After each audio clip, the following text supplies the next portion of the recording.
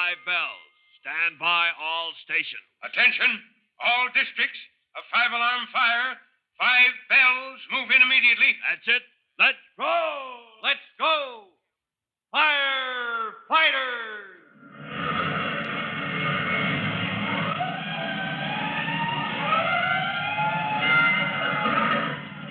Presenting Firefighters, the true-to-life story of our unsung heroes who stand ready to ride by day or night against our most murderous enemy, the demon of fire.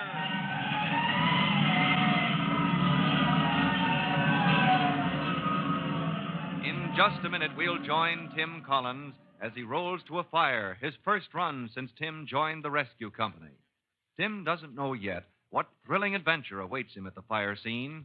And before he finds out, there's time for this message.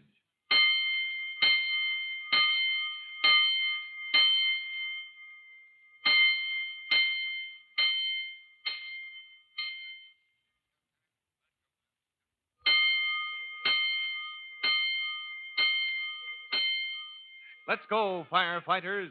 Let's go to the firehouse where the rescue company is quartered. Tim Collins, you remember, has had a bad day with his new mates because they made it clear that no rookies were welcome in the rescue company. Tim put up with their badgering as long as he could. And then, when he couldn't take it any longer, he forced Mushnosky, ringleader of the old-timers, into a rough-and-tumble workout with a boxing glove. And just a moment ago, driving through Mushnosky's guard with terrific power... How do you like this? Mushnosky went down. And as Tim stood over him, amazed at the effects of his blow, he said... All I did was land on his jaw only once, but look at him. Well, fellas, I don't believe it. It isn't possible. All his joints, they bend the wrong way. Having a little trouble, Collins? Well, what's going on here? Oh, Chief Cody, this is all my fault. I made him put the gloves on with me, and Well, knocked him out, did you? Well, no, sir. It looks as if I knocked him apart. I hit him just once on the jaw and knocked all his joints the wrong way. Yeah, so I see. Well, don't worry about it, Collins. It's only Mushnosky. Oh, but Chief Cody, he's in terrible shape. Yep, I never saw him look worse. Not since the old days when he had that boxing act in the carnival. Sir? Oh, you should have seen him in those days, Collins. Arms and legs all over the place. Worse than an octopus playing the bagpipe. I don't get it, Chief. Well, what do you say, boys? You've had your little joke, haven't you? Joke? Oh, good grief. Is this a gag? He isn't hurt? You mean I didn't... Don't let it bother you, son. Mushnosky can pull himself together any time that... Hold it, boys.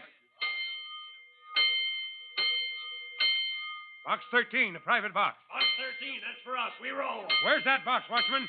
Mechanical Standards Building. Mechanical Standards Building. That's bad. Mushnosky, lie still. You're hurt. Hey, come back. Never mind Mushnosky, son. Yeah, but, Chief, 1 minute he's lying there, arms and legs all twisted the wrong way, and the next he's running for the wagon. Never mind, I say. That man is double-jointed.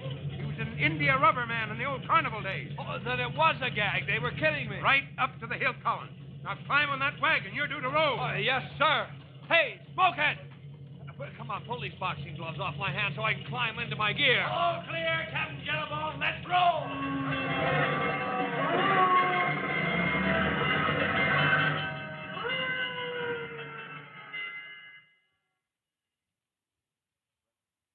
As Tim and the rescue company rolled toward the fire scene, the young fireman is full of relief that it was only a joke, that by playing this trick on him, the men of his new company have shown their willingness to accept him as one of them.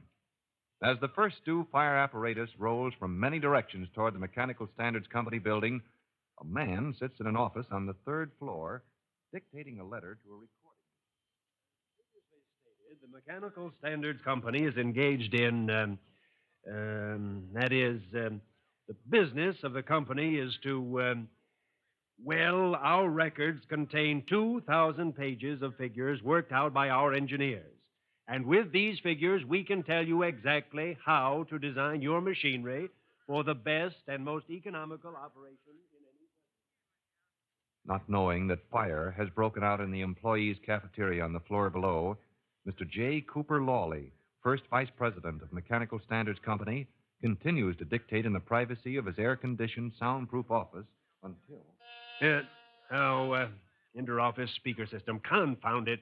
Why does that girl have to bother me now? She ought to... Confound it, Helen. Why do you have to bother me now? I still have 10 minutes of dictation to do. This is EB, JC. Oh, yes. What can I do for you, sir? Plan D, JC. Put Plan D into effect immediately for protection of our records. Plan D? The building isn't on fire. It is. Where? Employees' cafeteria. You'll find out if you don't move fast. Employees' cafeteria? But that's right below me. Has anyone called the fire department? Yes. Plan D's in full effect. Alarm sent in, everybody out of the building, or ought to be, except you and me. And now it's time for our part of the plan. Yes, sir. I'm to carry the record books down to the vault, lock them in, leave the building through the basement exit, report for roll call, and then... Then get started while you still have electricity to work that lock on the vault. Get those figures put away. I shall, E.B. But what about the... E.B., are you there? Confound it, he's left. Now, where do I... Oh, the record books. If they burn, we'll be out of business. So, now, ready with the books. Now, the key. Yes, anything else? Oh, my pills, correct. Now, down the fire stairs to the basement. Along the empty corridor, Mr. Lawley hastens toward the fire stairs with the company's priceless record books under his arm. As he hurries down the stairs to the basement, a loudspeaker hung on the wall of the underground vault begins to crackle as E.B. Hewitt attempts to establish contact. Lawley, where are you? Aren't you there yet? Lawley, JC, can you hear me? This is Hewitt calling from the downstairs lobby. Lawley, this is worse than we thought. Here I am, E.B. I came as fast as I could. You'll have to hurry. You'll have to get out. The whole second floor is blazing. Fire Chief Cody says... In a minute. I've got to change my key to the inside of the door, or I'll never get out when that switch locks it.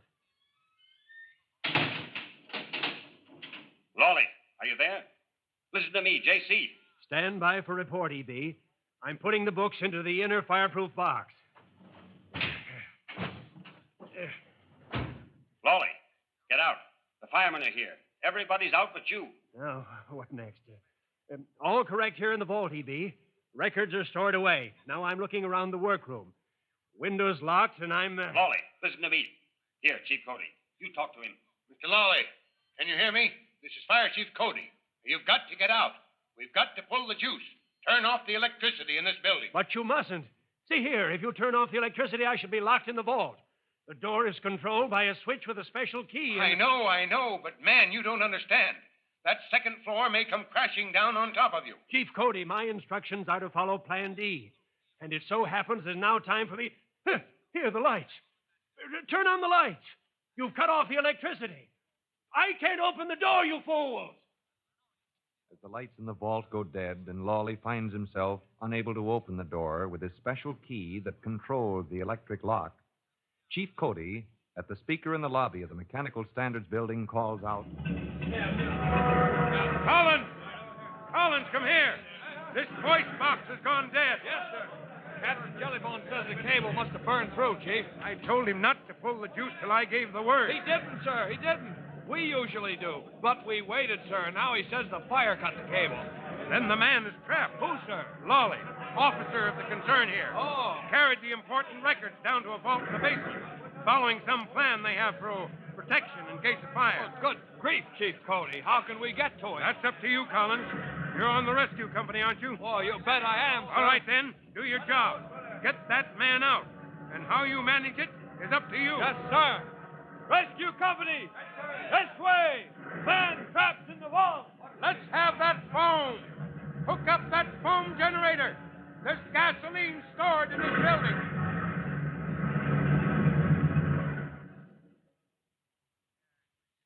Well, now, it looks as if Tim Collins' first run with the rescue company has raised a thrilling problem for him to solve. As Chief Cody turns his attention to directing the overall battle against the blaze that roars through the second floor, Tim races toward the rescue wagon for special equipment. How he plans to save Mr. Lawley from imprisonment in the vault deep in the basement of the burning building, well, you'll hear in our next true-to-life episode of The Firefighters. In just a moment, Chief Bob Cody will tell you, boys and girls, how you can help the firefighters in your own hometown.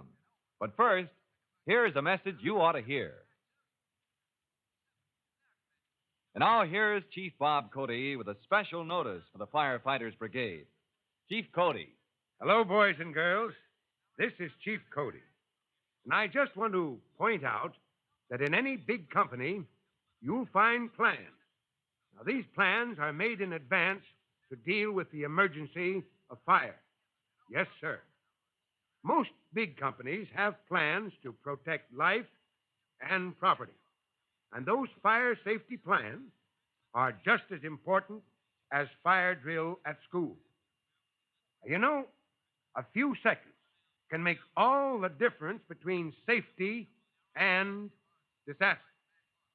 And if you know just what to do, now listen, just what to do, just how to escape without losing your head or your way in case of fire at home or in school or, for that matter, anywhere else, a few seconds may be all you need. Well, that's all for now, and you'll hear from me soon. Fire Chief Cody and the young rookie fireman Tim Collins will be back on the same station the next time you hear.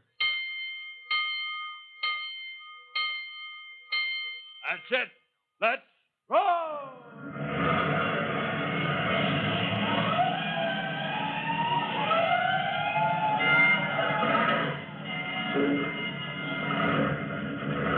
Let's go! Firefighters!